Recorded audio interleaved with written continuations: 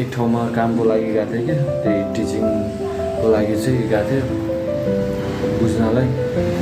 अनि अब 2 पिरियड जति पढायो होइन, अनि त्यसपछि काममा गयो।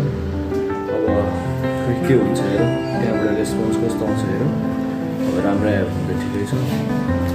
त्यो स्कुलमा चाहिँ खासमा अब म्याथ टिचर चाहिएको रहेछ। सो अब मेरो चाहिँ अब बिसिए हो नि त त्यो, बट कम्पिटिटर पनि ठ्याक्कै क्लासमेट नै भरेछ फेरि है। सो केही छैन, सानोतिनो रिजेक्सनहरू पनि सहनुपर्छ कि। अब के भन्छ, छोरा मान्छे भएपछि चाहिँ सानोतिनो रिजेक्सनहरू चाहिँ सहन सक्नुपर्छ अरे। सो तपाईँहरू पनि ट्राई चाहिँ गर्न चाहिँ नछोड्नु, तर अब आफ्नो बेस्ट दिनु, ट्राई गर्नु। तर अब रिजेक्सन भयो अथवा केही भयो भनेर चाहिँ डिमोटिभेट चाहिँ कहिले नहुनु होला। लाइफ ग्राफ जस्तो हो क्या, लाइफ पनि तल माथि भइरहेको छ।